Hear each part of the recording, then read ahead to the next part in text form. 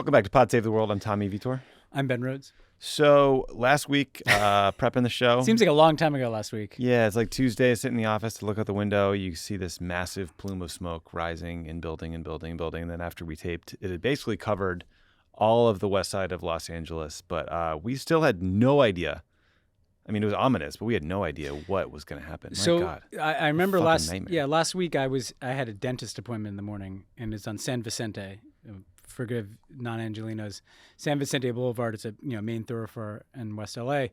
And as I was driving up San Vicente, the entire other side was closed and was just all emergency vehicles. I hadn't seen anything like that since 9/11 when I was in New York. There were like dozens of emergency vehicles. And that's when I came in here. And then when I drove home, they had like closed off I-10 where it goes down to the Pacific Coast Highway. And I could see the fire. I mean, not just smoke. I could see flames, right?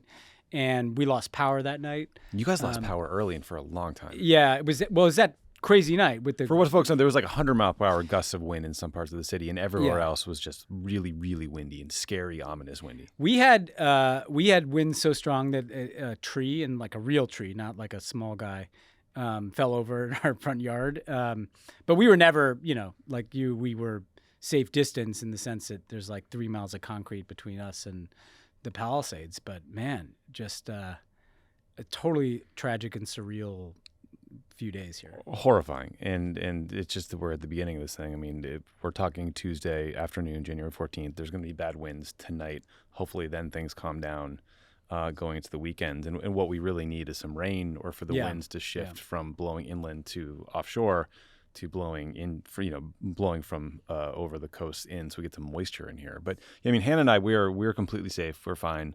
But on Wednesday night, we're watching TV, about to put our kids down, and the local news starts showing the Hollywood Hills fire. Well, that fire was a weird one too. I don't know if they figured out how that started. But. Don't know how it started. They got it out fast, I think, because they had the air assets available, and they started dumping water on it from helicopters and planes, et cetera. But when we saw that, Hannah and I said, we're getting out of here right now. Just because those hills are uncomfortably close. Yeah, and Hannah thought that we might have been evacuated, and so we just threw everything we could. Well, we also got, car. I mean, I will say. Like 9 false I do want to say evacuation notices. The LA response has been far better than, I'm not even talking about Karen Bass, I'm talking about these firefighters. They're incredible. I mean, I have a bunch of friends on Mandeville Canyon Road, and the fire basically started to come up the ridge to this road, and they just stopped it. I mean, with airdrops, with brush clearing, with fire retardant. I mean, heroic work. But the people that fucked up are the people that sent emergency warnings telling us all to evacuate. Because I got at like 4 a.m. I got an evacuation warning. I'm like, this can't be right. I mean, I'm looking out my window. I don't see a fire, But anyway, that's the least of the problems. Absolutely terrifying. Hopefully, this thing is well under control soon. That doesn't mean, but there's going to be an enormous need for a very long time. And if you want to help out, we set up a way for folks to donate if they want to a bunch of great organizations. You can go to the Latino Community Foundation, the Los Angeles Regional Food Bank, the LA Fire Department Foundation, United Way of Greater LA, and the California Community Foundation Wildlife Relief Fund. If you go to votesaveamerica.com/relief, you can donate there. Your money will get split to all 5 of those organizations. We did it on Act Blue through this setup because most of our listeners have all their information saved, and it just kind of reduces friction, and you can donate easily. We raised about $100,000 for those groups. Super grateful to the people for their generosity. But man, I mean, Ben and I were just talking on the way in, like, it's going to be a question of not can you rebuild a lot of these parts of the city, but do people want to live there in anytime soon? Pacific Palisades is kind of gone. I mean, it's just wiped out.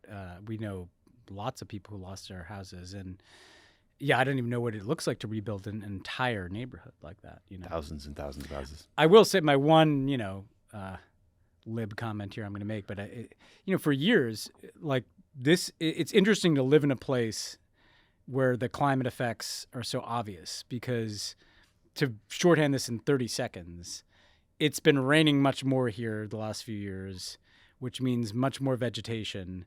And then it gets hotter and drier in the summer, which means that more vegetation burns faster. You don't have to be a climate scientist to understand that we have a problem here. And so there are places where it might have been safe to live, like 30 years ago, that people are going to have to think about how to rebuild, if to rebuild. Yeah, and how we're just going to manage going forward, knowing this stuff's going to happen. Yeah. Our buddy Peter Hamby is a great piece in Puck that I think really well encapsulates kind of the history of fires in the LA area. Like, yes, it's absolutely being exacerbated by climate change, but you had horrible fires in the 90s that led to the same questions, the same political recriminations. People, you had people, like Donald Trump Jr. is now attacking like woke DEI initiatives is somehow responsible. The idiot Republicans in the 90s were saying that like an excessive focus on LGBT rights was the problem and why the city burned in places. Just the same Some things never stuff. change. Stupid never changes. Amazing piece by Peter in Puck, and I think captures how angry a lot of progressives are at Democratic leaders in the city. Yeah. But city is not the best government. No, we're having a hard time. But we are going to do a great show for you guys today. We're going to talk about Pete Hegseth's confirmation up on Capitol Hill and Democratic efforts to prevent him from becoming Secretary of Defense. Doesn't seem like that's going to happen. We'll see. We're also going to talk about President Biden's speech Monday outlining his foreign policy accomplishments. We'll cover news from both the Biden and Trump teams on immigration policy, the latest on international support for Syria, a new president in Lebanon, far-right parties in Croatia, Austria, and Germany, and what it kind of means for the global international order, and then what former Trump campaign manager, or campaign chairman, I should say, Paul Manafort, is up to. And then, Ben, you just talked to Ian Bremmer. Tell everybody who he is and what you guys talked about. Yeah, Ian Bremmer is the head of the Eurasia Group, and they have a report out the last few days about the top risks for 2025. And given our risk watching here on this show, I thought it was an apt time leading to Trump inauguration to kind of look at the landscape and think about what is the most dangerous thing on the horizon. It's the total absence of any international order. It's the rising great power conflict. Is it the future of the U.S.-China conflict? Is it the way in which people like Elon Musk and other business leaders have become mini states and more irresponsible? And, Ian's an interesting character to have on the show because he circulates in that world, of political and business elites. So had, I think, pretty interesting insights into kind of the mindset of particularly the kind of business leaders who've kind of bought our politics. Yeah. So it's worth checking out. Definitely worth checking out. We got a new elite class running the show. Yeah, in we Washington. need to understand we need to study their habits. Study their habits. Speaking of global risks, Pete Hegseth, Fox News weekend anchor, Donald Trump's nominee to run the Department of Defense. He was up before the Senate today, the Armed Services Committee, I think. It's no surprise Hegseth got a warm welcome from Republicans, got some tough questions from Democrats. Here's an excerpt from some of the grilling portion. Your predecessor in a Trump administration, Secretary Esper, was asked and did use uniformed military to clear unarmed protesters. He was given the order to potentially shoot at them. Helos flew low in Washington, D.C. as crowd control. He later apologized publicly for those actions. Was he right or wrong to apologize? Senator, I was there on the ground. I understand, and I respect that. I've been there. But you're about to be the Secretary of Defense that was involved in that moment. I was he right to? So he was legality and the Constitution. Sir, was he right or wrong to apologize? I'm not going to put words in the mouth of Secretary Esper or anybody else. He said them himself. You don't have to. What are you scared of? Did he do the right thing by apologizing? I'm not scared of anything, Senator. Then say yes or no. You can say no. The laws and the Constitution. Okay. Are we going to abide by the Geneva Convention and the prohibitions on torture, or are we not? Is it going to depend on the circumstances?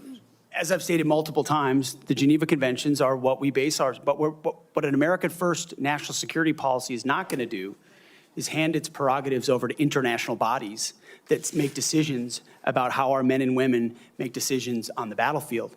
America First understands we send Americans for a clear mission and a clear objective. We equip them properly for that objective. Right, we give them everything they need, and then we stand behind them with the rules of engagement that allow them to fight decisively to defeat America's enemies. So you heard Alyssa Slotkin, Senator from Michigan, and Angus King, Senator from Maine. I thought Alyssa Slotkin, I didn't watch the whole hearing. I watched a lot of it. I thought Slotkin was really good, both in substance and tone of her questions. She's been good on that committee for a while. Yes, she is, and she has a lot of relevant experience. So you can't get by her. There were also been a lot of questions about Hegseth's drinking. I'm reminded of the word, a great word, bibulous, which means like in a state of near constant drunkenness. It's one I loved and stuck with me a long time ago. Sounds like my freshman year in college. Yeah, his infidelity, the allegations that have tanked previous nominees for senior positions. But Republicans don't seem to really care about that stuff anymore. So we're going to focus on Pete's responses to policy questions because it seems like he's going to get the job. So, Ben, I came away thinking that Hegseth does not believe that women should serve in combat. He doesn't seem particularly committed to the Geneva Conventions or the rule of law. We know in the past he's lobbied Trump to pardon service members who commit war crimes. He also would not rule out ordering the military to shoot American protesters if Donald Trump asked him to. You heard Alyssa Slotkin ask him about that.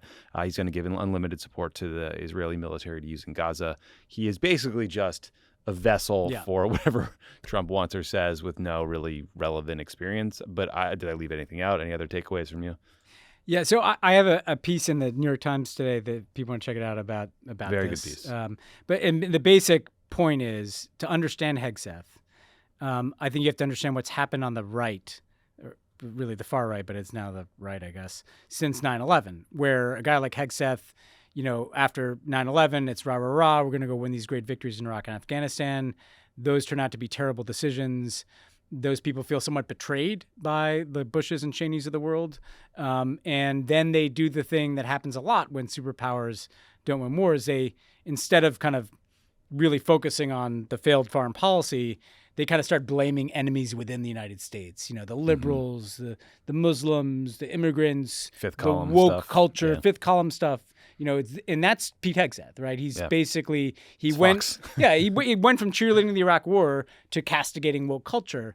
But I think that the thing that is dangerous, and some of that's in the clips, is to just he is actually arguing for a fundamental transformation of the U.S. military. We would no longer abide by international law in the Geneva Convention. He advocated the pardon of people that murdered civilians. I mean, this is not, close stuff. These are people that were actually prosecuted, right? Yeah, these weren't edge cases. These weren't violations of the rules of engagement. These are pretty clear-cut war crimes. Clear-cut war crimes, right? At a time when Trump is threatening to violate other international laws by maybe like invading Greenland. Which you got asked about too. Yeah. That too is concerning. Yeah. How does the hostility to international law go in that direction?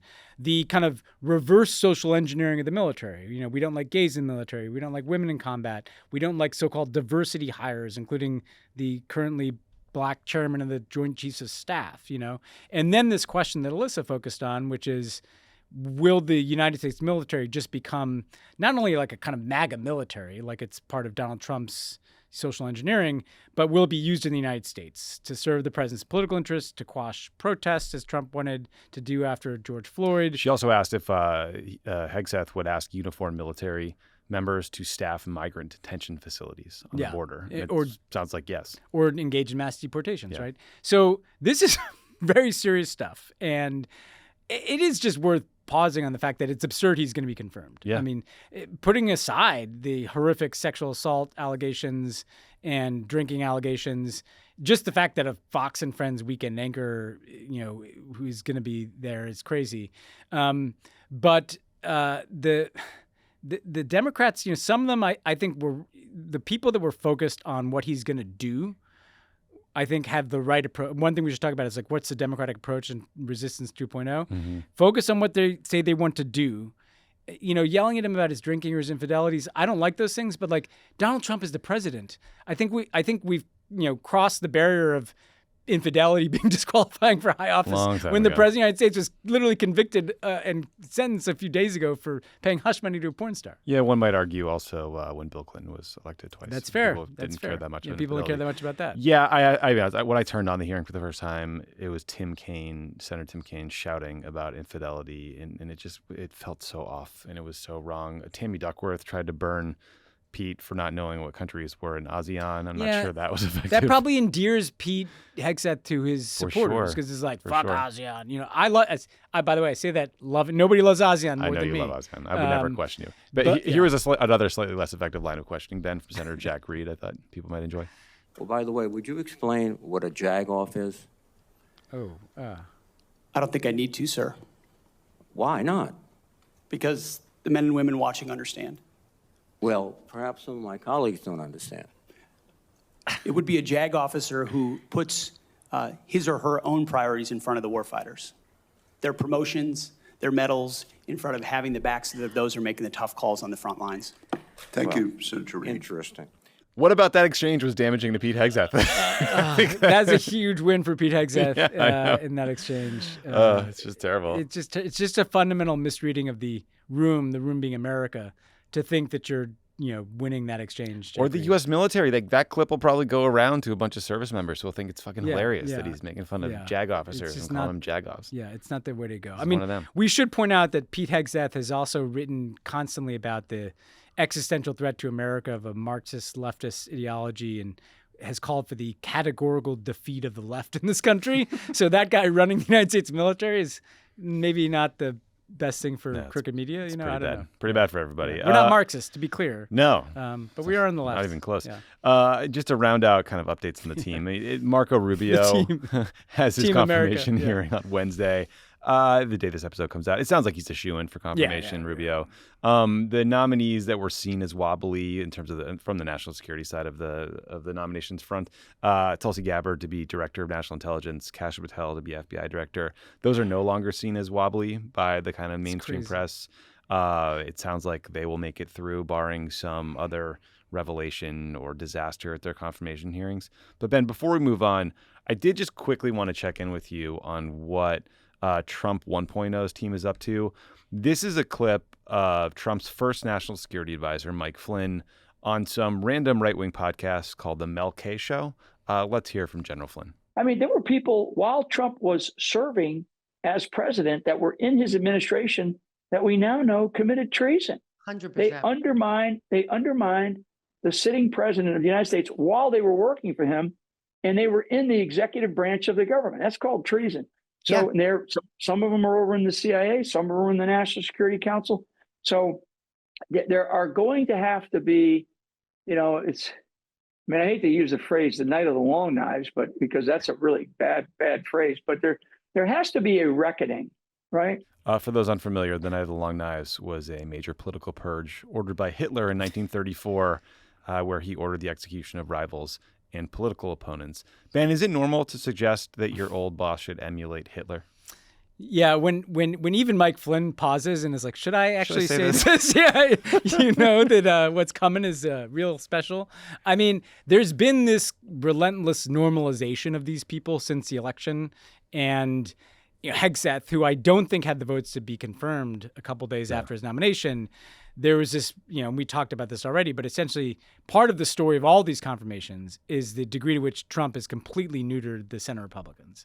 Because, aside from tossing Matt Gaetz overboard, he's going to seemingly get all these people through. And that's insane because Kasia Patel and Pete Hegseth are Bobby Kennedy Jr. Yeah, Bobby. 90% of that Senate, well, maybe not 90 these days, but probably half that Senate caucus is. They know better. They wouldn't pick those people, and they know better. So it does show how much he's just enforced dominance. But with the Flynn, Flynn is a little bit more out there. But I don't know, man. Take a tour through Pete Hegseth's writings, and there's some good shorthands. Noted neolib John Chait had a piece in the Atlantic just summing up reading his books.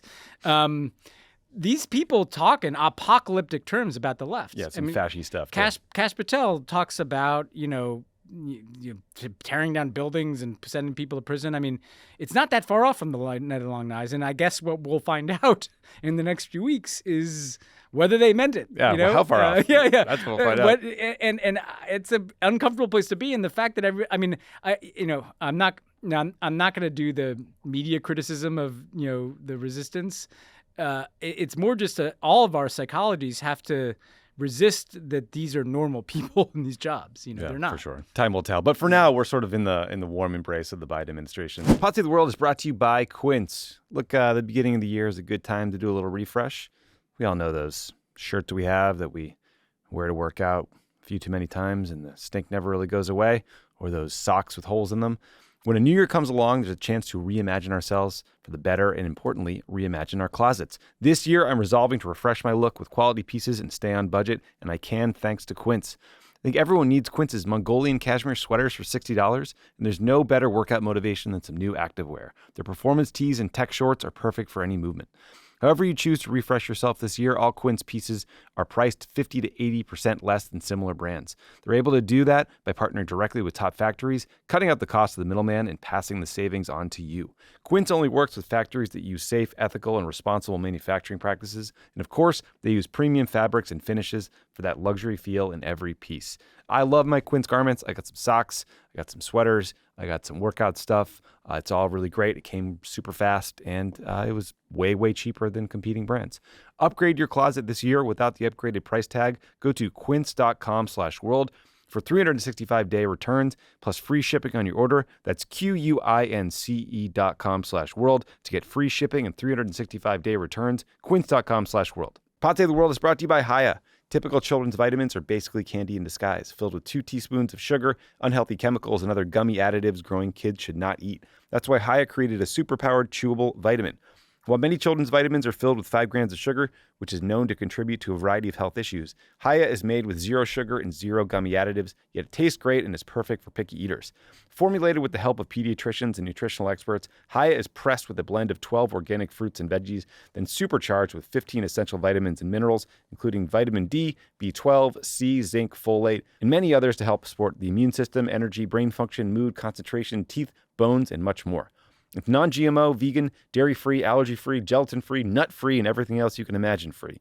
Every single batch is third-party tested for heavy metals and microbials in a qualified GMP-compliant lab using scientifically validated testing methods, so you know the product is safe and nutritious. Haya is designed for kids tuned up and sent straight to your door, so parents have one less thing to worry about. Try Haya. Your kids will love them. They taste great. You will not have to fight them to take them. We know how annoying that is. Battling kids to take medicine or eat healthy foods or whatever. This will not be that. They will love them. They'll have fun decorating the bottle with stickers that come with their first order. It is a great product. Give it a shot.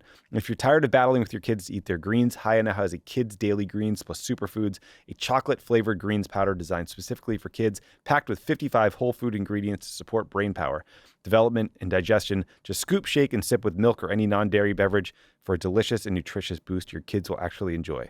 We've worked out a special deal with Haya for their best-selling children's vitamin. Receive 50% off your first order. To claim this deal, go to hayahealth.com/world. This deal is not available on the regular website. Go to HIYAHHELTH.com/world and get your kids the full body nourishment they need to grow into healthy adults.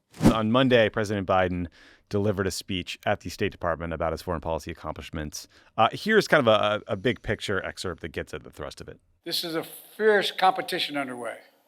The future of the global economy, technology, human values, and so much else.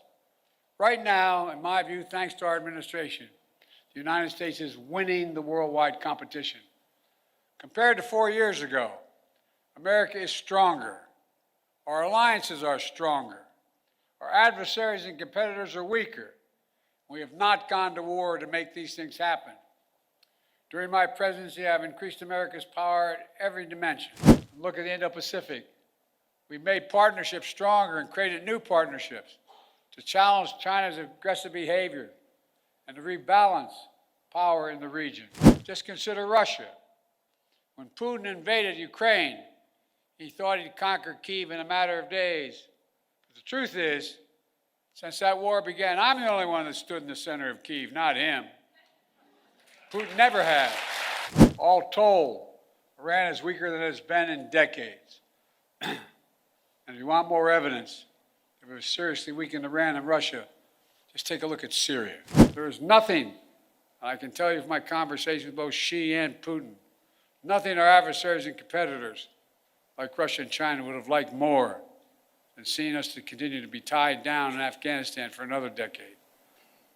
For all those reasons, ending the war was the right thing to do. And I believe history will reflect that. So a lot of different pieces there, Ben. We talked about this a bit on Pod Save America Tuesday, so I'll just be brief. I mean, I think what I found lacking in the speech or less effective was that it was kind of a litany of accomplishments that didn't really at times match up with the reality of this uncertain moment that we're in. This moment of peril that we just talked about with Mike Flynn. Like, yes, we created new partnerships in Asia. But what happens to them now? And also, by the way, I mean, some of those partnerships and alliances like South Korea are a little rocky at the moment. Yeah. Yes, it's great that Biden went to Kyiv and Putin is not. But what happens to Ukraine now? Yeah. Yes, Iran is weaker, but they are closer than ever to getting a nuclear weapon. So, look, you give it your best shot in these speeches. You're trying your best to kind of lay down the first draft of history and your legacy and your accomplishments. And on one score, like part of the speech, I do give President Biden a lot of credit for ending the war in Afghanistan. It's interesting that he's now highlighting that as an accomplishment when they didn't really talk about it for a very long time because it was seen as a liability.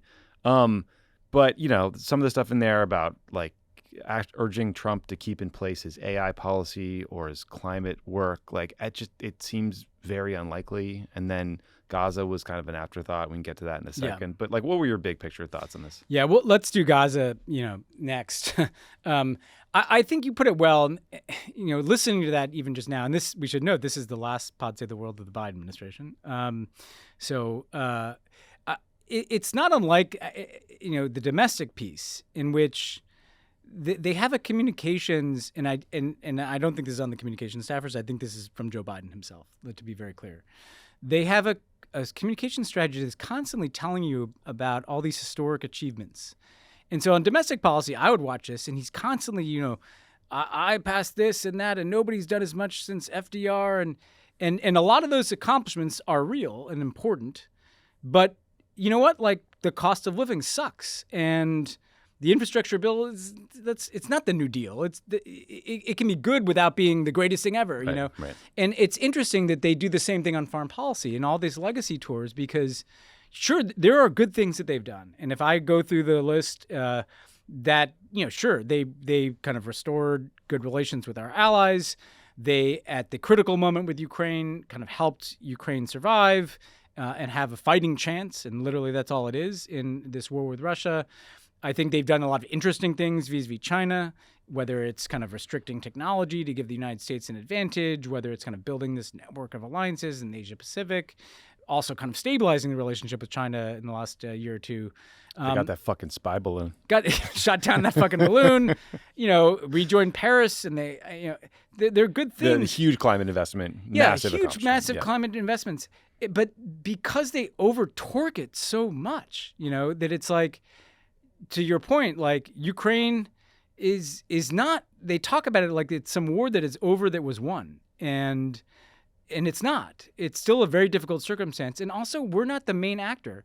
I'm more interested that Zelensky stood in Kyiv than Joe Biden, to be honest, And on Afghanistan, they'd have more credibility in defending the withdrawal if they acknowledged that the withdrawal didn't go well. I know, that part's frustrating. And Joe Biden has never once said that he has any regret about how that went down, And if he just said, I believe it was the right thing to do. I believe we had to leave Afghanistan at some point. I didn't want to leave this to another successor, but, we wish that it was less chaotic. We are heartbroken at the loss of life of Afghans and Americans. Yeah. And we continue to care about Afghan women and people that are suffering under the Taliban.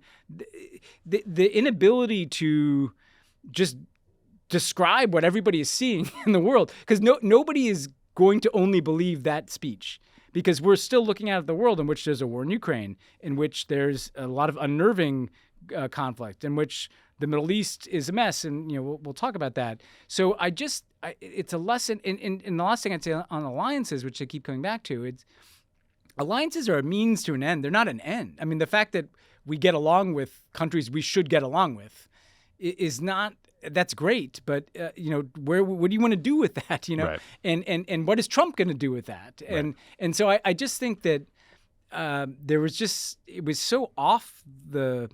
While there's a lot of substance in there that is right, and we know a lot of people in this administration, by the way, who worked their ass off for 4 years, and I'm talking about even down people, like mid-level people. These are not necessarily even just these are not the people negotiating in Gaza. I'm talking about people that went to work in a pandemic and are leaving with Donald Trump coming in, probably had a pretty tough 4 years and worked hard. But this victory lap just felt kind of totally like, who's it for? Yeah, no, I don't know. It seemed like it was for, to be blunt, Joe Biden.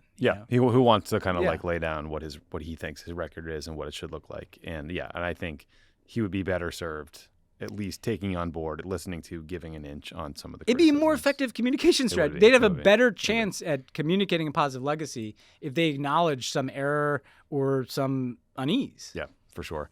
We referenced the Gaza piece, so here's a clip of President Biden talking about Gaza. Palestinians who've suffered terribly in this war that Hamas started. They've been through hell. So many innocent people have been killed.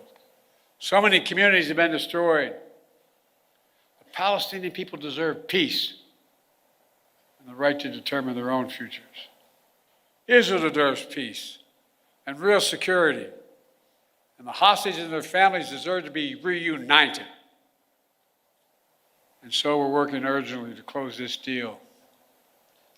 So, Ben, this was the part of the speech that frustrated me the most, which is tonally the most off. I think the Biden administration, a lot of senior officials often talk about Gaza and Palestinian suffering in the passive voice. Yeah. Is if we are not a party to this conflict when we're giving all of the weapons to the Israelis. And I know that President Biden is desperately trying to get another ceasefire deal, and there were a bunch of reports and rumors this morning that a deal was imminent and about to get done, but nothing was finalized by the time we started recording at 2:43 p.m. Pacific right now. But even the deal that's being discussed will not end the war. Netanyahu was ruling out ending the war, and now the reconstruction effort is going to get handed off to Donald Trump, who does not give a shit about the Palestinians. Yeah. So it is incredibly bleak.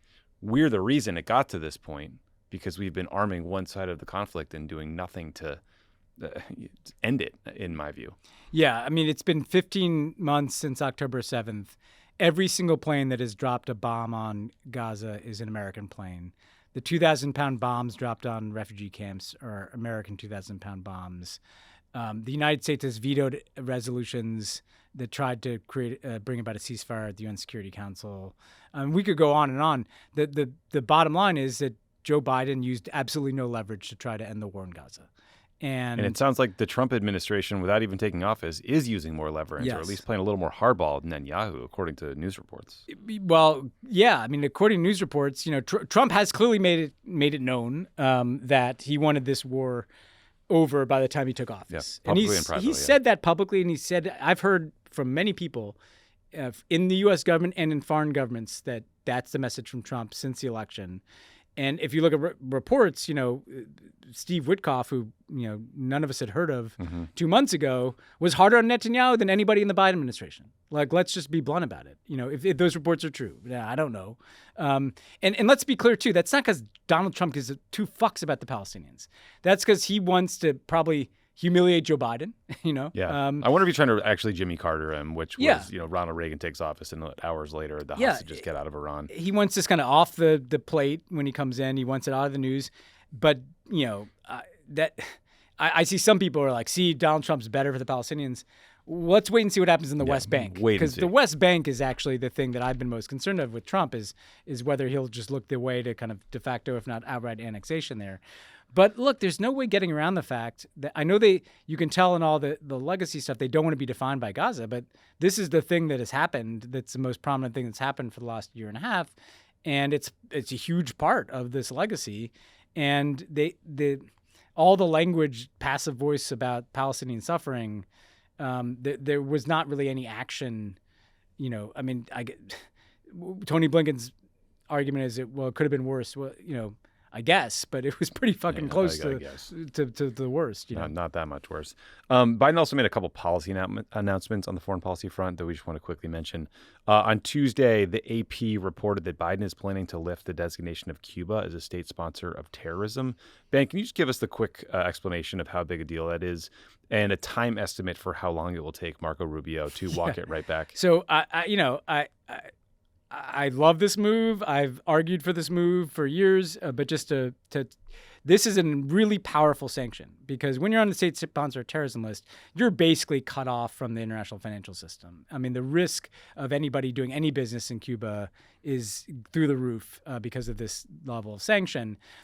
Obama removed them from the state sponsor of terrorism list as a part of the normalization process. I want to add, as some person who negotiated that, Cuba was not a state sponsor of terrorism. Yes. So it wasn't like a gift. It was actually just an acknowledgement of reality. They were on this list for wholly political purposes. Obama removes them from the list. Things start to get better in the lives of the Cuban people. There's more travel down there. There's more resources down there. There's more internet connectivity down there. Mike Pompeo, at about this time in the Trump administration, in January of 2021, slaps them back on the list, going out the door. Cuba's been in an acute humanitarian crisis that we've talked about. Look, this is a hugely positive step, but the fact that they're doing it now makes you wonder why they didn't do it 1 year, 2 years, 3 years, or 4 years ago, because Cuba's not a state sponsor of terrorism. So I mean, I'm glad they did it. I kind of begs the question of what's different now. Cuba was no more a state sponsor of terrorism in any other day of the Biden administration than today. And yeah, the risk is that Marco Rubio, who's made a kind of political identity out of being a hawk on Cuba, may come in and just throw him back on that list. So we'll see. See that happening. Yeah. The other sort of immigration-specific thing Biden announced was the Department of Homeland Security announced an extension of temporary protected status for immigrants from Venezuela, Ukraine, Sudan, and El Salvador. So that will protect 937,000 people from deportation for 18 months. The thing that's obviously great, because sending someone back to Sudan right now is unconscionable, sadistic. But Trump has previously said he'd revoke TPS status for certain groups, so it's just not clear to me how settled this is, or if they could also walk this one back. Yeah, this begs the question of there'll be legal challenges, I'm sure, but I badly needed step. But this is the same situation that was faced by the Haitians in the infamous dogs and cats episode, because the reason those people are legal is because of TPS, but the reason that Trump and J.D. Vance argued that they weren't legal is that they intended to revoke that status. And so expect to see a lot of drama tragically around whether people are here on temporary protected status can stay. Yeah, and then one last immigration thing that caught our eye that we want to mention before we move on. Republicans are pushing legislation in Congress right now called the Laken Riley bill. It is named after a nursing student in Georgia who was brutally murdered by an undocumented immigrant. It became a huge sort of right-wing cause during the campaign. The bill would do a bunch of different things, including require federal authorities to detain undocumented migrants suspected of theft of over $100 or more and do so without trial. So basically petty theft will get you thrown in jail indefinitely, which is very strange and unconstitutional seeming. But the one very surprising piece from a World-O perspective is the bill lets states demand that the State Department not issue visas to countries that refuse to take back migrants we deport, which just seems completely unworkable to have like the state of Oklahoma making foreign policy determinations for the federal government. But I don't know. This bill is a classic case of a bill that was allegedly written to do a particular thing, which is deport criminals, and yet was written so expansively as to basically do away with any due process, as to kind of give the state of Oklahoma foreign policy powers. And Democrats were so intimidated by the election that far too many of them went along with it. Check out Andy Kim, Melissa Slotkin, two friends of ours now in the Senate, who took a principled stand on this. The one thing I'd add from a World-O perspective is this is actually not new. It's out of a far-right playbook that we've seen in Europe. So there have been efforts in Europe to use things like, traffic violations, get people deported. It goes far beyond the kind of stated intent of deporting criminals. It's basically, can we find any, imagine if you were totally innocent and someone said that guy shoplifted and this person's innocent and suddenly they're getting deported under the Laken Riley Act. Yeah. I mean, that's not great. No, that's terrible. Well, another one to watch because immigration will be something that moves fast, I think, in this next administration. So, Ben, one of the big challenges that Trump is going to face as soon as he takes over is the future of Syria, assuming he cares. Over the weekend, there was a big conference in Saudi Arabia with reps from across the Middle East and the West, including the EU's top diplomat, Kaja Kallas, as well as Syria's new foreign minister. At that conference, Saudi Arabia called for getting rid of sanctions on Syria, with the Saudi foreign minister saying, quote, their continuation hinders the aspirations of the Syrian people to achieve development and reconstruction. So pretty clear there. And then in Europe, France, Germany, Spain, the Netherlands, Denmark, and Finland all released a paper saying the EU should immediately begin adjusting their sanctions regime, while at the same time keeping a close eye on the human rights situation in Syria. If certain conditions are not met, they propose sort of snapback mechanisms to put sanctions back in place. But, it's interesting that as Syria tries to rebuild, there are these European and Saudi pressures, pushing in the direction of sanctions relief.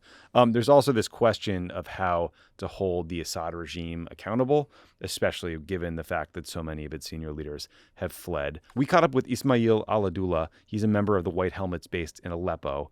We just wanted to hear what he had to say about what ordinary Syrians want to see happen next from their government. Most of the West or the West audience are talking about who will lead Syria or who will run Syria, and this guy or this guy. And for Syrian people, this is not their priority. Their priority to get back to their homes, have normal life. And I can say on behalf of most of the Syrians, we don't need a president right now. For 5, 6 years, we don't need president. We need to get normal to our life, to normalcy, to live again, to go.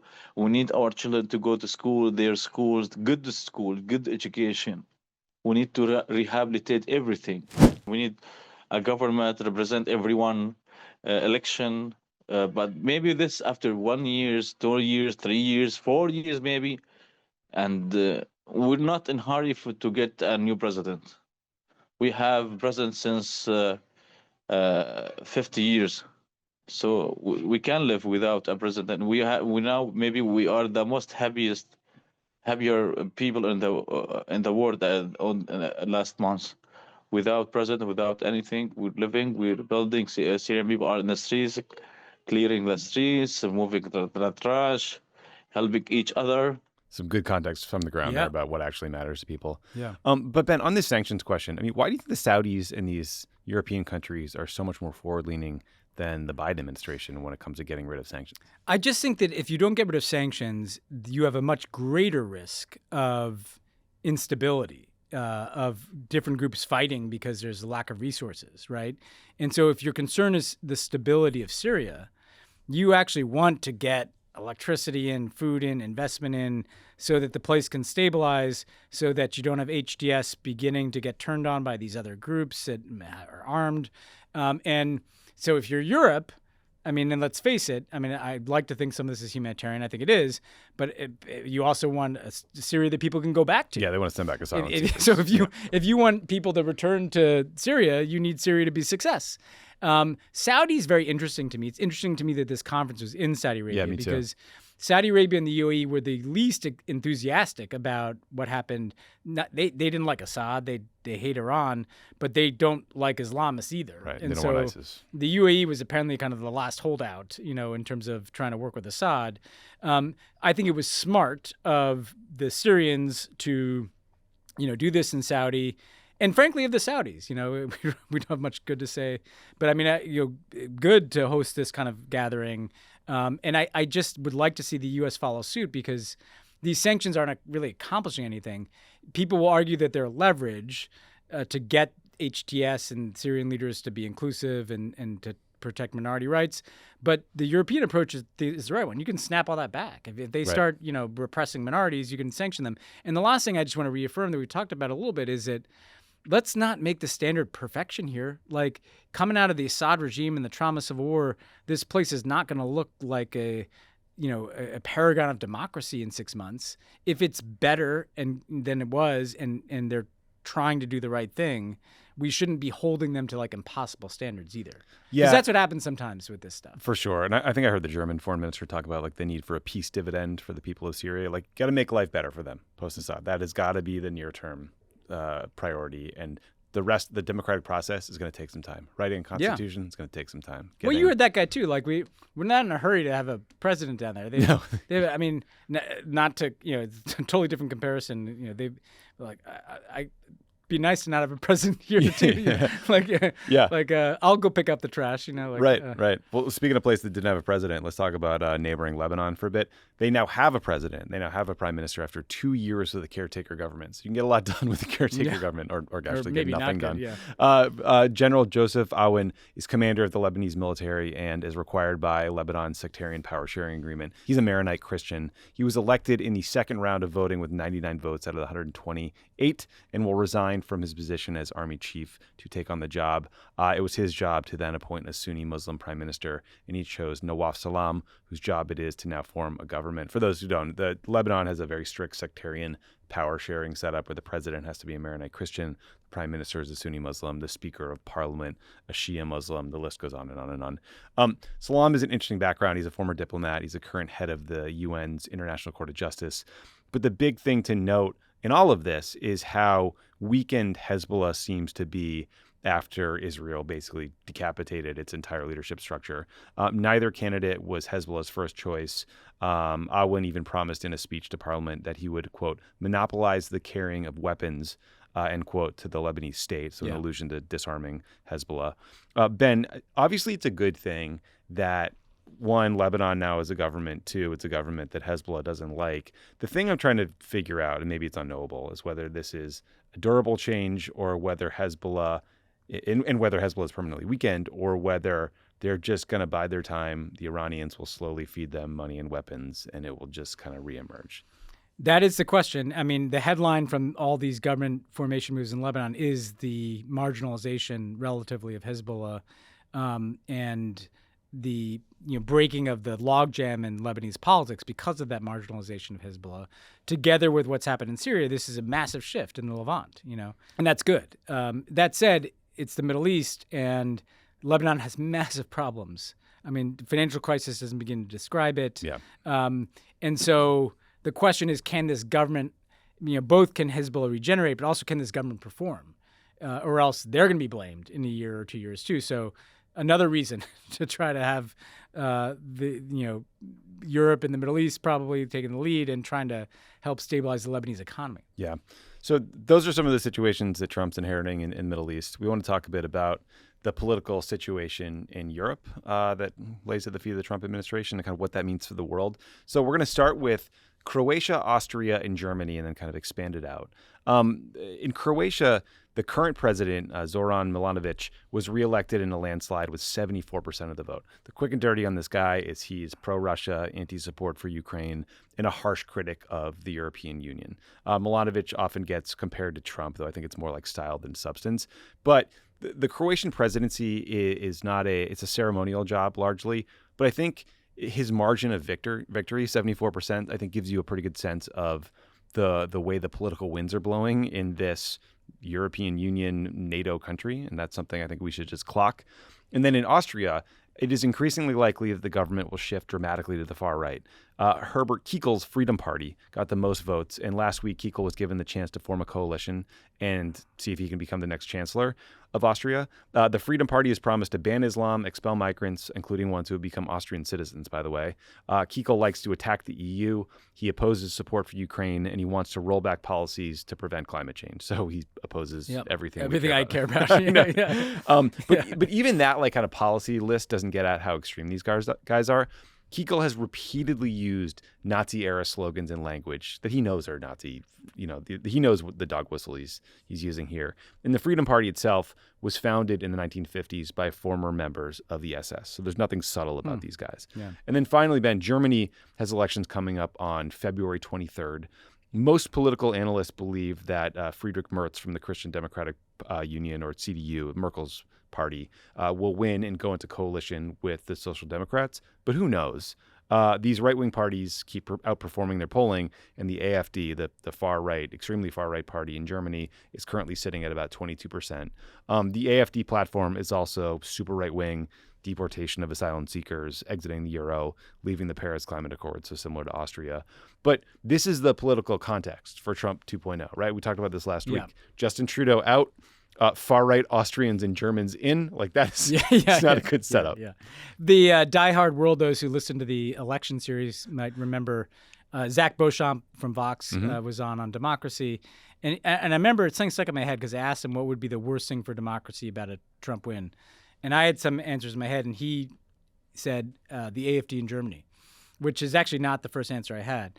And his point was that Trump's victory could kind of normalize the idea that a seemingly extremist right-wing politics can be in the mainstream. Yes. And I think what I take away, where there's differences between these three, the commonality is people are they're pissed off in Europe in the same way that they're pissed off here. There's a kind of anti-incumbency, anti-establishment, anti-institutions, anti-COVID, anti-migrants. Post-COVID, anti-migration vibe that is the predominant momentum in European politics right now.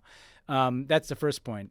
There are different degrees. The Croatian guy is kind of a bit more of a personality than like a deep ideologue, and he's worryingly, kind of seemingly pro-Russian and anti-EU and stuff, but he has beef with the prime minister. The Austrians, let's just be clear, Tommy, you don't like Nazis starting in Austria, right? No. This is or finishing in Germany. yeah. Nazism that begins in Austria and then moves to Germany has traditionally been a very bad thing. And I was making a little bit light, but to take it seriously, like this is like, the mask is off here. These guys are like super very scary, creepy, far right guys who've party built. Like they didn't come out of nowhere. Like they've been working their way to this. And the risk of this jumping into Germany through the AFD and making significant inroads in the election is scary. I think what it also means is the EU is going to have a hell of a time. I mean, for those who don't follow the EU, it's most major decisions are like require a degree of unanimity. There's veto powers and things like that. With Hungary, Slovakia, when dominoes potentially falling, I think one of the things we're going to have to watch the next few years, and you and I were talking about this, is that some things are going to have to be done by kind of collections of like-minded countries. Things like support for Ukraine, for instance. The countries that are not going this route may need to find ways to do things collectively that are harder to do through the institutions of the European Union, because you're going to see some fracturing, and Trump is probably going to accelerate that by his own personality.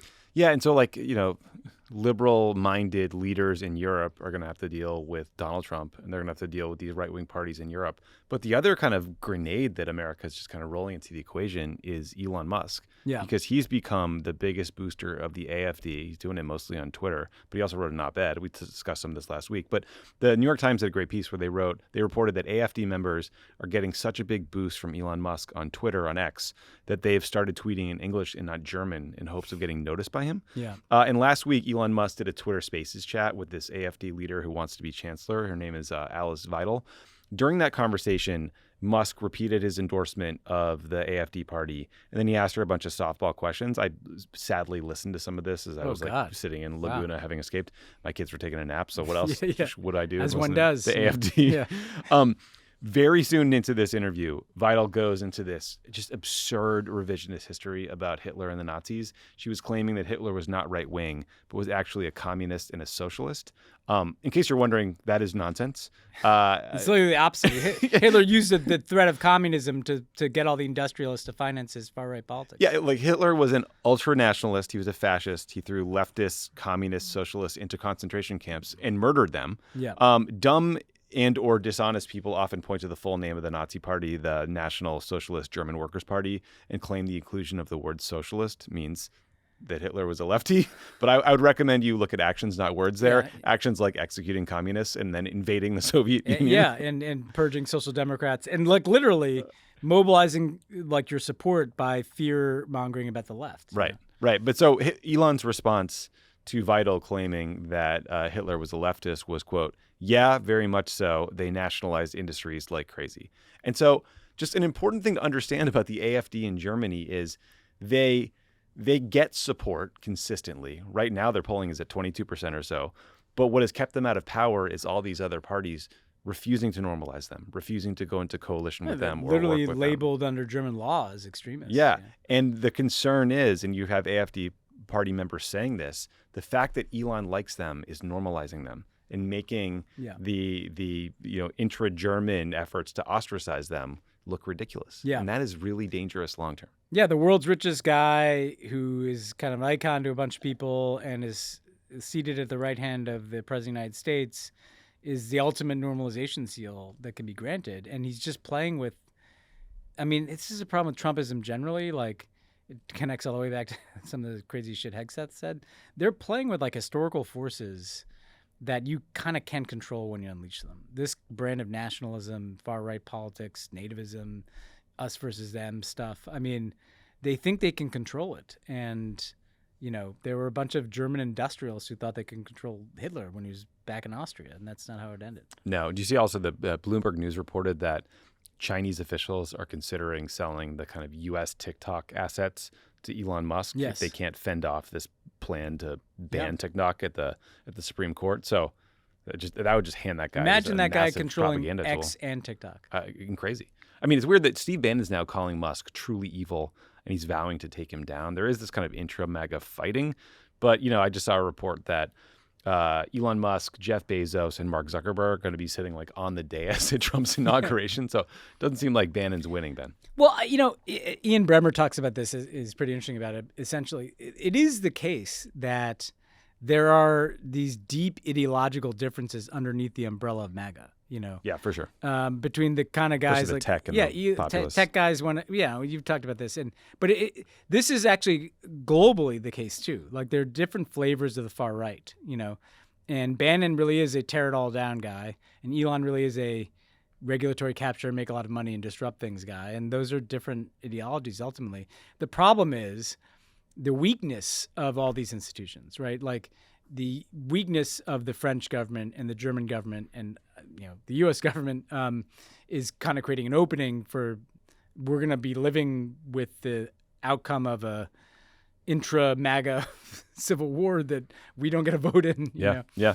Speaking of the French government, the New York Times also reported that Paul Manafort, Trump's campaign, was he the chairman? I think he was the chairman. Not manager, chairman. How did he get that title? Yeah. Well, he's back on the scenes. He's pitching his services again. Remember, this guy went to jail for financial crimes, violating foreign lobbying laws, and then Trump pardoned him. But the Times reported that Manafort has pitched his services to a French billionaire who is known for boosting right-wing political parties in France, including Marine Le Pen and the National Rally Party. Yeah. So that's the election we have to look forward to in 2027. The next thing down the pike. So a lot of Pod Save the World content. A lot of bad content. Finally, before we get to Ben's interview, we did just want to explain to you guys why the civility police are toasting at Cafe Milano this week after some major bipartisan news. So President Biden announced that the next two Gerald R. Ford class nuclear-powered aircraft carriers will be named after two great former presidents, Bill Clinton and George W. Bush. Because I personally can think of no one better to name a piece of massive military hardware after than the president who led us into Iraq and is responsible for tens of thousands of U.S. service members being killed or wounded in a completely unnecessary war of choice.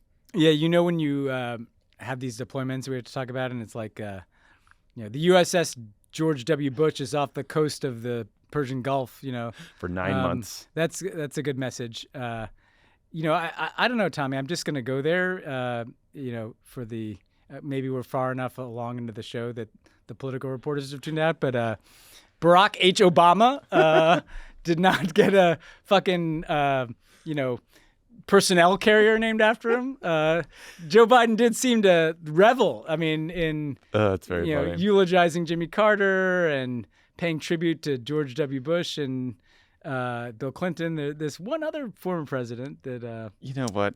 I think who, by the way, could give a shit. There's probably no one who would care less about getting things named after him, ships and Barack Obama. It is kind of weird to name ships after former presidents and people. It's like, imagine if you had a ship named after you and it was just like launching missiles at some what would you want Yemen. named after you? I don't know, the worst bridge in my hometown in Dedham. Yeah. That's a good question. I would do with like one of those benches in Central Park with those are cool. plaque on it. Can you buy those? Is that like a charitable you can buy donation those, thing? That's a nice idea. I should do that one of these days for my parents. That's a good question. What would I want? Obama's got actually a lot of stuff here in LA. Yeah, he's got Barack Obama Boulevard is actually a real street. There's like a Barack and Michelle Obama Institute on Lincoln Boulevard. What happens there? That's I don't even know what happens. Right? I drive by it all the time. I'm always like, what goes on in there? So Obama's doing fine. No, he's fine. He doesn't need a aircraft carrier. But I did think it was a funny story to name aircraft carrier after George Bush. Oh, good. Hopefully we can launch another war of choice from this thing. Yeah, doing a belly tap. Good. Okay, we're gonna take a quick break. When we come back, you're gonna hear Ben's interview with Ian Bremmer about all the geopolitical risk in the world. So stick around for that. Pod Save the World is brought to you by Lumen. Are you ready to jumpstart your health in 2025? Lumen can help. Lumen is the world's first handheld metabolic coach. It's a device that measures your metabolism through your breath. And on the app, it lets you know if you're burning fat or carbs and gives you tailored guidance to improve your nutrition, workout, sleep, and even stress management.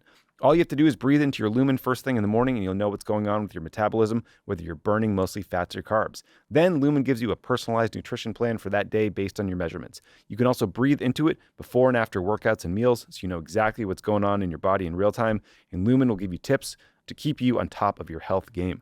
Because your metabolism is at the center of everything your body does, optimal metabolic health translates to a bunch of benefits, including easier weight management, improved energy levels, better fitness results, better sleep, and more. There's so many folks here at Crooked using Lumens. It's a really cool tool to track your fitness. You just kind of wake up in the morning, you blow into it. It tells you how your body's working, what your metabolism is up to. You could check in again before or after a workout to see if you need to refuel to just keep yourself going. Take the next step to improving your health. Go to lumen.me/world to get 20% off your Lumen. That's lumen.me/world for 20% off your purchase. Thank you, Lumen, for sponsoring this episode. This podcast is sponsored by Squarespace. Squarespace is the all-in-one website platform for entrepreneurs to stand out and succeed online.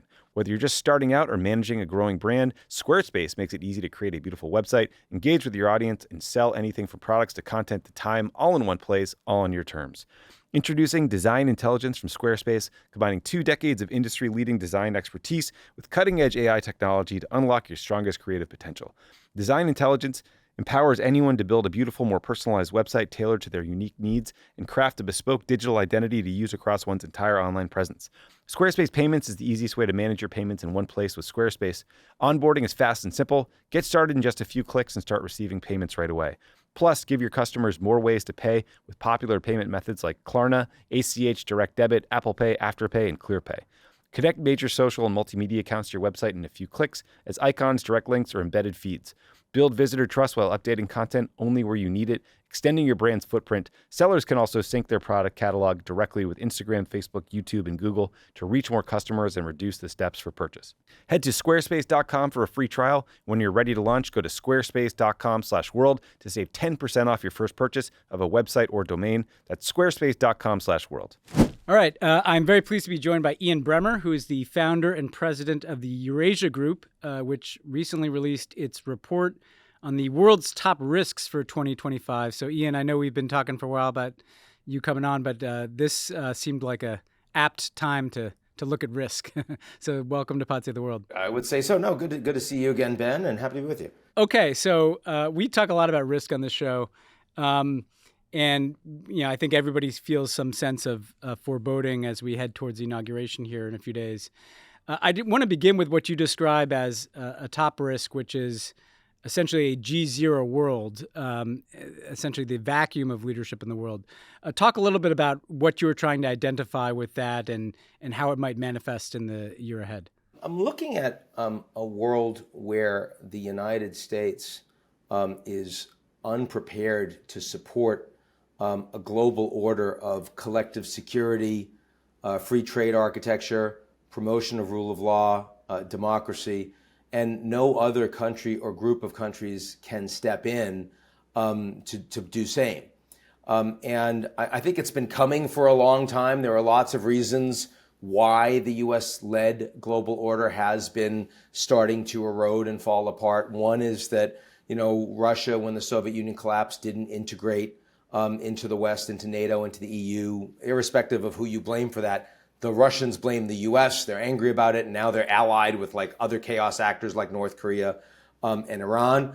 The Chinese were integrated, particularly into the global economy, but on the presumption by the West, by the U.S. especially, that as they got wealthier, they would integrate into our value system, into our worldview. They'd become, as we called it, and you've called it, responsible stakeholders.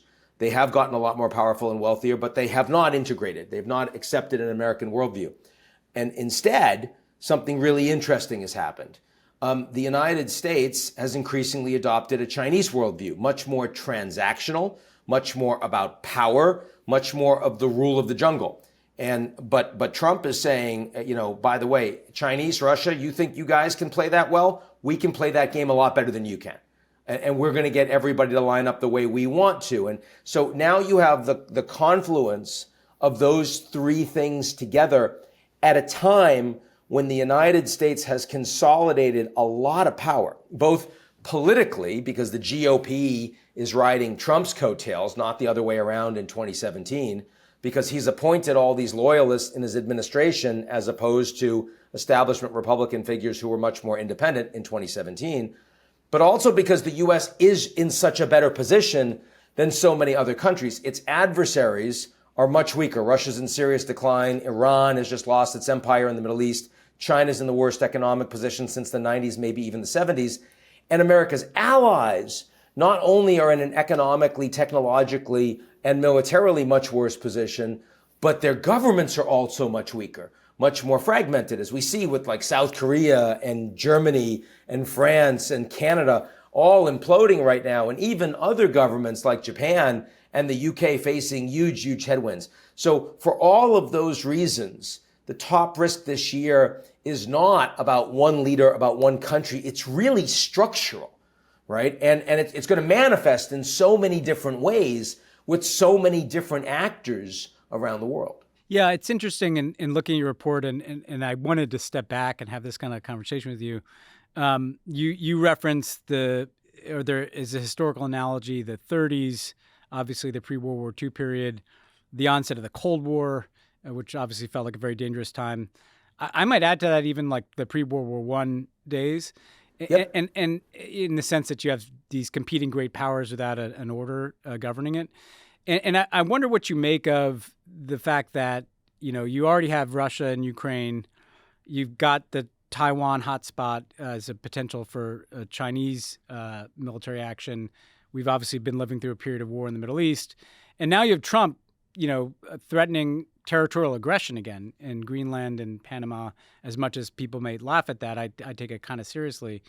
What do you see as the risk of this kind of increasing great power aggression, like throwing your weight around in your neighborhood, leading to a risk of actual great power conflict? Because usually in history, when great powers start with territorial ambitions, they end up bumping into each other. How do you equate that risk for 2025? So I've got three different things I can say here.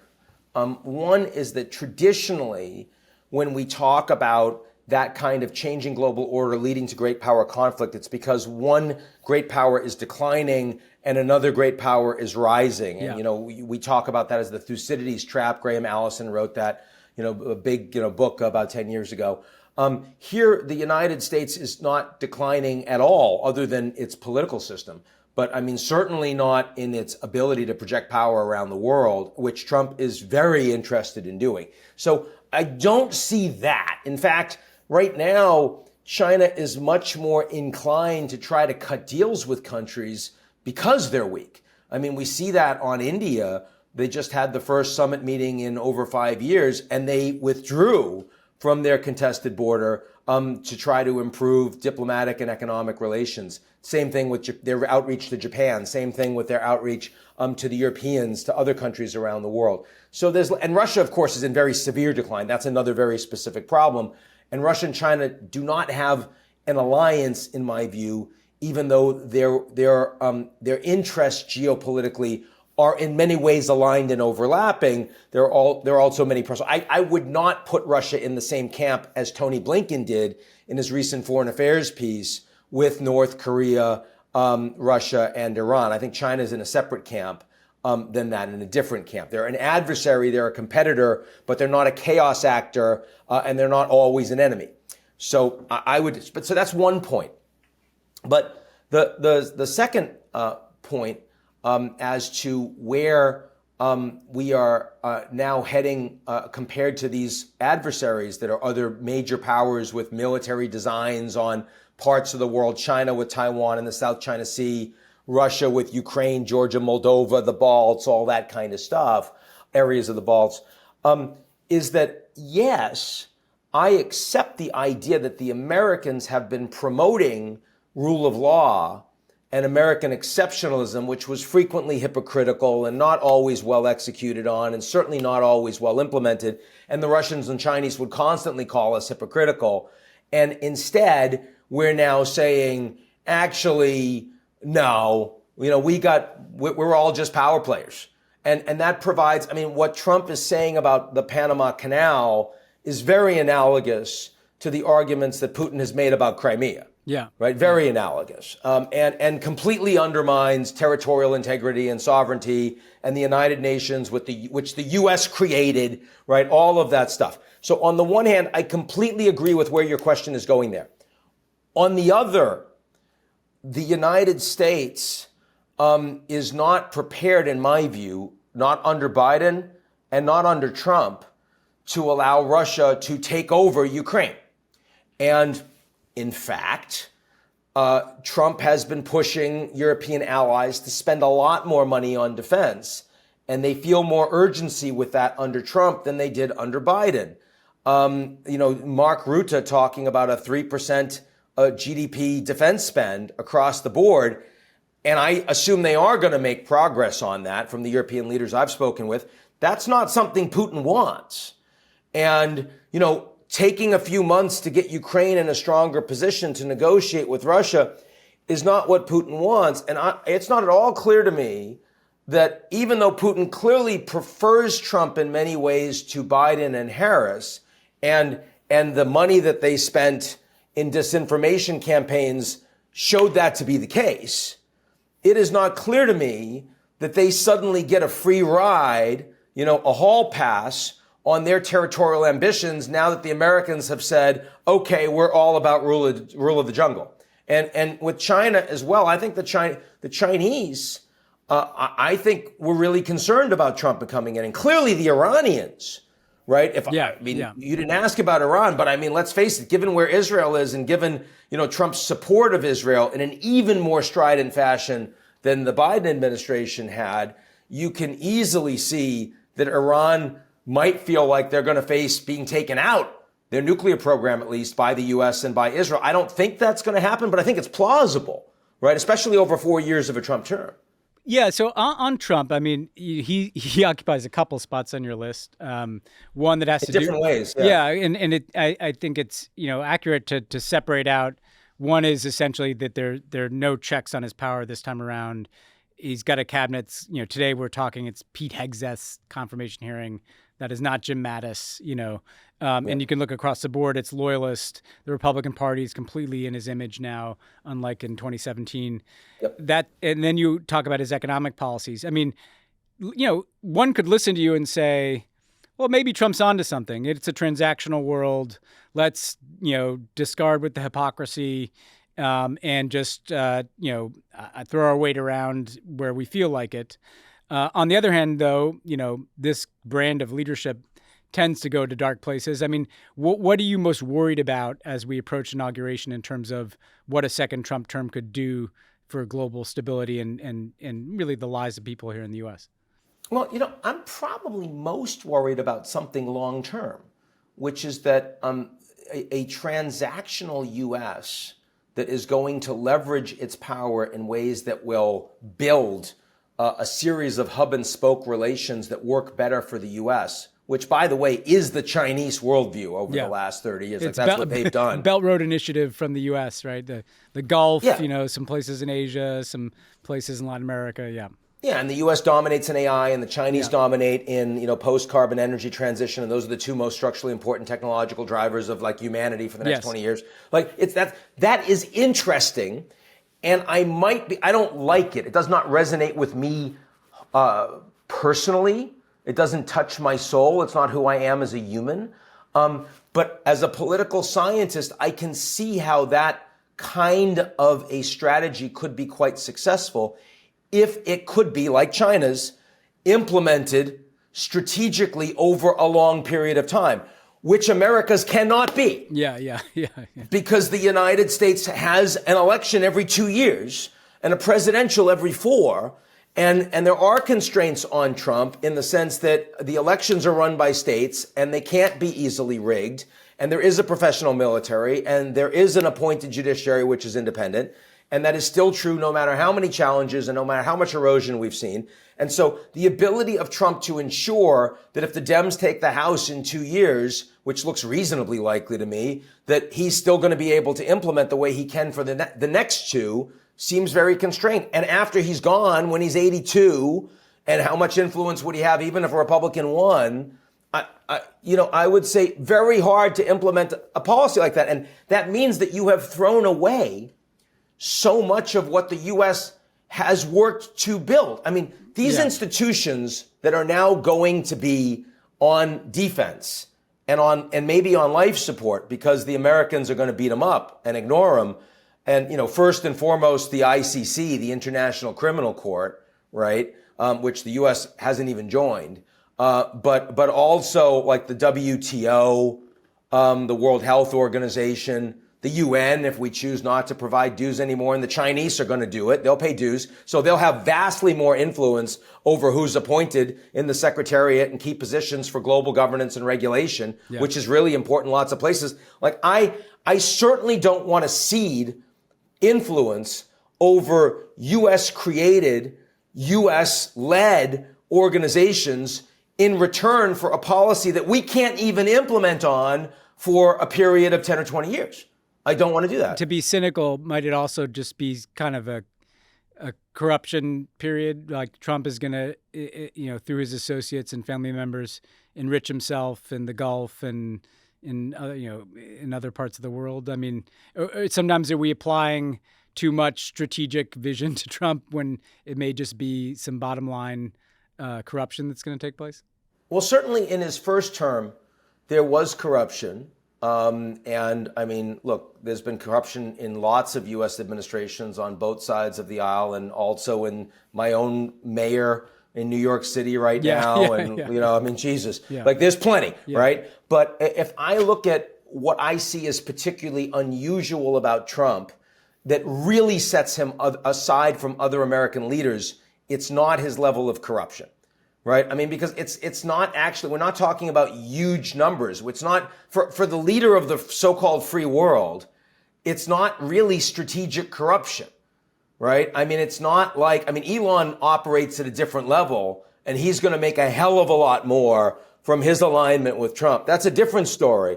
But for Trump himself, I would know. I mean, when I look at strategic corruption, I look at like the Indian military industrial complex over the last generation. Like that's strategic corruption, right? Jared Kushner collecting a few $1 billion in the Gulf is different than creating institutions that are entirely corrupted to serve. Clearly. Yeah. I mean, and Trump, saying Ivanka can get some handbags in China licensed and, that foreign leaders should pay full rack rate at a Trump hotel when they go do a conference. Like that's just not strategic corruption. Trump spends so much more time on other stuff than he does on how to enrich himself, which is interesting, right, as president. And I think where Trump is really unique is in having zero interest in promoting U.S. values or even believing that U.S. values exist.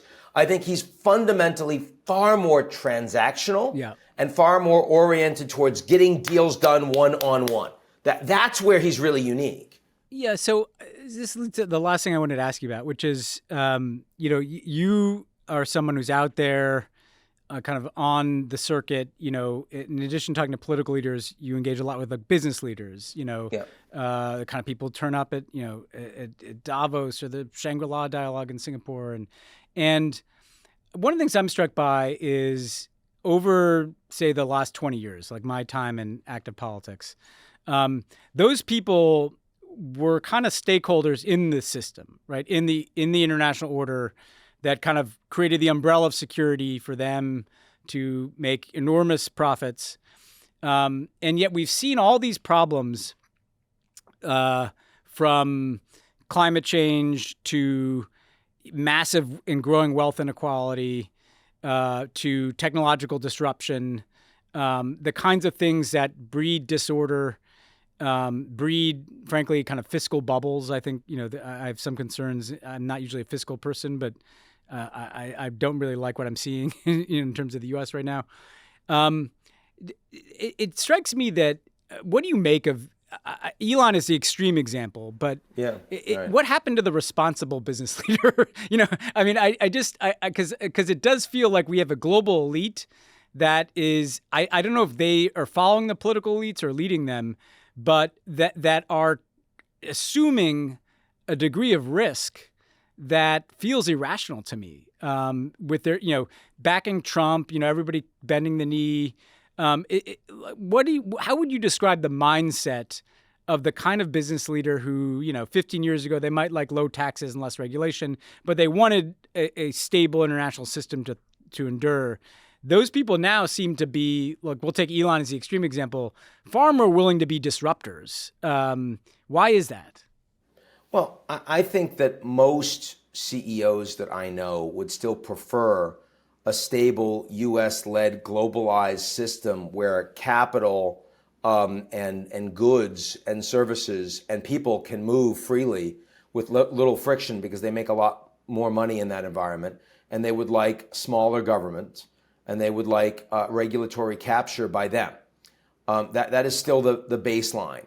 And there are things they like about Trump, and the things they generally like about Trump are not his being a chaos actor. The thing they like about Trump is the fact that he lowered taxes in 2017 and will extend that for businesses and for high net worth individuals, and that he's also pulled back on regulation, which they intend to do with DOGE, and they'll have some success on, more success than taking money out of the budget. And they also want to just generally reduce regulation to allow the private sector to do more. That's pretty consistent. What is problematic is the fact that the U.S. political system, unlike other advanced industrial economies, has increasingly become captured by moneyed special interests. Yeah, so like a post-Citizens United kind of world. Yeah, I mean, it's a $3 billion 2-year election, which, I mean, that's way out of whack with every other advanced industrial economy. When you, as Elon, spend $250 million on a presidency, you expect a significant return, and I think he will be richly rewarded. But it's not just him, it's everywhere. And it's not just big business. It's also any special interest that can coordinate and get money, whether it's the NRA or whether it's AIPAC or whether it's, your local police union. I mean, these are your problems. Yeah. And so, I mean, I think that what that has engendered is a large number of Americans that really believe that their leaders do not represent them. And it's much more toxic. It's much more potentially violent. It is obviously driven algorithmically in ways that are very dangerous for the United States and for the American citizens. And what's interesting about Trump, what I find unique about Trump, especially after this election, is that there's a real gap that is emerging between what I would call dark MAGA and deep MAGA. Where dark MAGA, Elon Musk, and you've got all of these, quote unquote, shadowy forces that have a lot of money, and what they want is to capture the state. Yeah. And they want it to work for them. They want it to be as small as possible and let them just go and just make a lot of money. And they want their H-1Bs, and they're globalists. And they're willing to give, some meat, some red meat to the base on anti-DEI and the rest. But that's not what really excites them. That's not why they're going to give their money. They're going to give their money because they're going to make a shit ton doing that. But then you've got deep MAGA, right, which actually wants more benefits from the state. They hate the idea that these corporates on the uniparty, they believe it's all a uniparty, and that the Mark Zuckerbergs don't care who they give to. Elon Musk used to be a Dem too, and they're very, very skeptical of all of that. And they want a government that works for them. Now, there's alignment on these issues in terms of, let's say, getting rid of illegal immigrants. There's alignment, but there's some alignment as well in America Firstism in terms of industrial policy, but there's less alignment every day. I mean, Lord knows there's less alignment when Luigi Mangione kills the CEO of United Healthcare. Yeah. Right? There's less alignment, and that's a dangerous place to be, right? I mean, and we're used to this happening outside the U.S. Like, we're used to, you blow up, you go into Iraq, you go into Afghanistan, you do nothing with the Palestinians, and you see a lot of Islamic extremist terrorism. Like, we're used to that. But we're not used to playing that out within the American political system. Like, completely homegrown. We're not talking about lone wolves here. We're talking about people that are deeply uncomfortable that their system has been stolen by powerful elites with access. And that is a place where the U.S. political system is uniquely broken. Yeah. Well, look, that's a really good answer and good note to end on, and I agree. I mean, watching the Steve Bannon versus Elon Musk side of this to shorthand it is going to be very interesting. Ian, thanks for joining us. Everybody, can check out your report on global risk from the Eurasia Group. Look forward to keeping in touch in the future. Thanks, Ben. I'm glad to be on. Thanks again to Ian Bremmer for joining the show. And thanks to you, our listeners, for tuning in, and for all of you who donated money to our California Wildfire Disaster Relief Fund, because it has been horrible here, and a lot of people need help. I mean, it's we're in for a bumpy ride, and we got a little awful early reality here. So thanks for doing that. Do anything you can do. There are going to be people that right now are evacuated, but they're still going to be in dire straits in a few weeks when Anderson Cooper's not here anymore. So that's right. Keep the eye on LA.